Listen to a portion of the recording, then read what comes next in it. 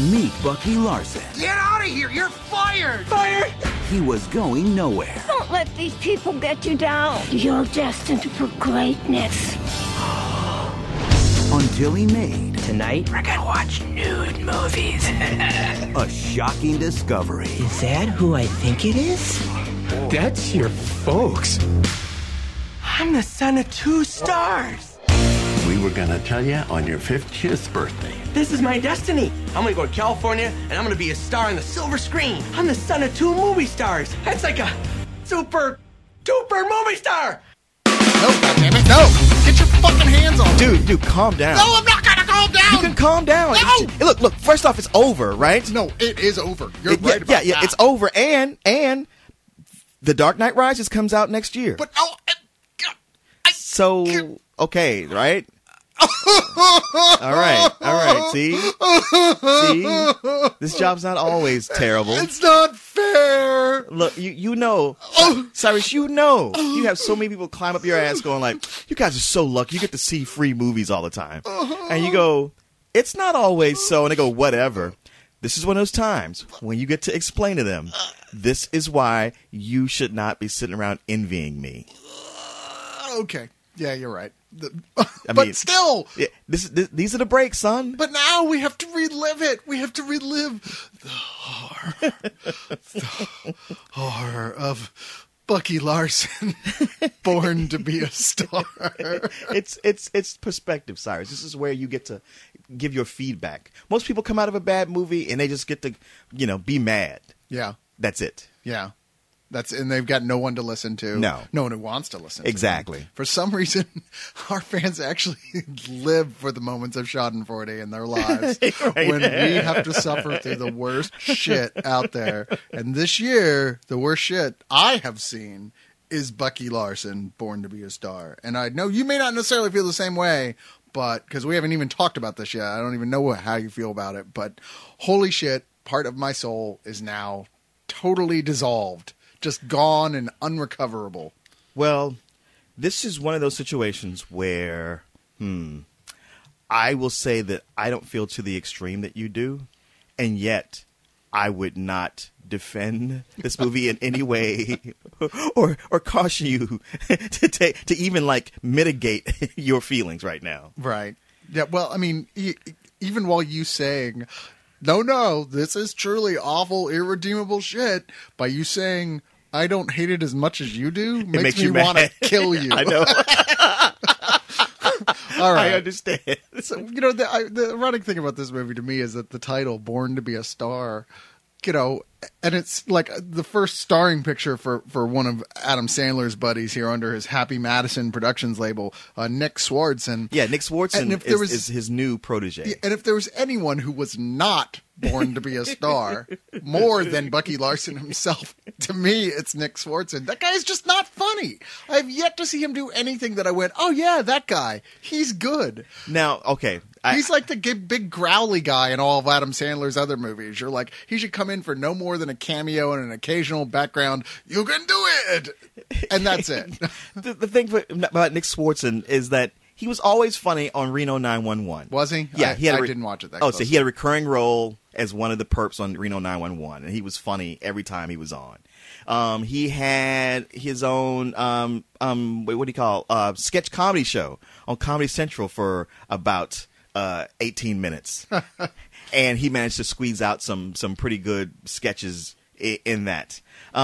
So I have this spot for him where I go like, you know what? I do like that guy. I know what he's capable of doing. I think one of the first Adam Sandler movie he was in was Don't Mess with the Zohan. Right. Well, and he had a small role. He's playing a straight man, but I thought he did well with it. So within the Adam Sandler community, that's how you come in. You come in as his buddy. You pay your dues. You do your time, and eventually you graduate to him giving you your own movie. I think it's part of the contract. It's like if you're going to be friends with him, it's understood that you will eventually get your own movie from him. This is a devil's bargain, to be sure. And there are little demons coming up with him. You say what you want about him being funny in those shows at moments, but this is a guy who helped write movies like Malibu's Most Wanted. Oh, I know. Grandma's Boy. I know. The Benchwarmers. I know. I Now Pronounce You Chuck and Larry. Okay, you've made your point.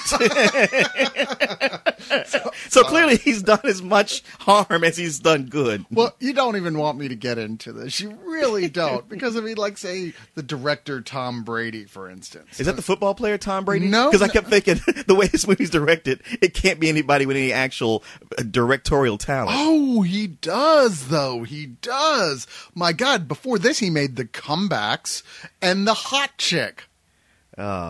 See, this is what we're talking about. This is a project that everyone knew from the get-go was going to be shit. Yeah. No one cared. No one got anyone of quality to work on this thing at all. Even the producers have a sketchy background, for God's sakes. Like the one guy, one of the main producers of his like 30 films he's made, not one of them is good, and 3 of them won the Razzie.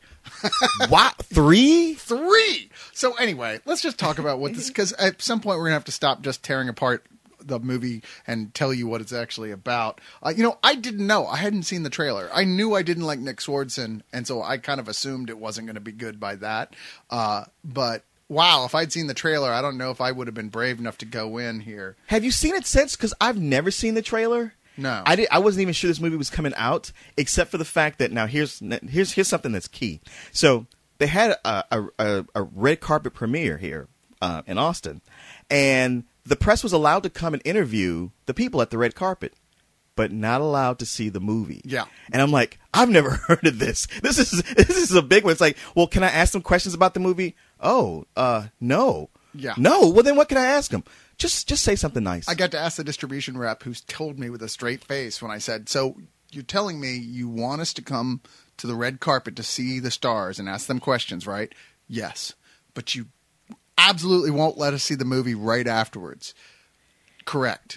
And just didn't even crack. And I was like, you're a Terminator. There's no way that you're not a robot with that skin stretched over an exoskeleton. All right. Sir, I will have you know I am not a Terminator. I simply want to keep my job. Anyway, so this movie, oh God, I got to relive this shit. All right. So Nick Swardson plays Bucky Larson, of course, a ridiculously buck-toothed, I mean, like, and cheaply too. They didn't even try to make it you can look see real. the seam. Yeah, you can actually see his real teeth underneath the buck teeth where Yeah. they glued him on, with a bowl haircut, who's essentially a retard living in Iowa. Well, I don't know. Living in Iowa, that's sort of redundant. But go ahead. We might have some fans in Iowa whose only recourse to having an existence outside of the Bucky Larson world is listening to Spill. So let's take it easy. Well, on them for we ain't now. got to worry about them writing to us. They might send a pictogram. I'm sure they'll have a piece of corn on it somewhere. But anyway. Corn. But Bucky lives a very dull life with his 2 parents, Edward Herman and Miriam Flynn. Yeah. Who are just like, oh, the sweetest little Iowa corn-fed parents in the world. And with his 3 sort of, I guess they look like stoners, but I guess they aren't really. They're sort of nerds. They're Like, just uber nerds, yeah, I guess. They're hick nerds.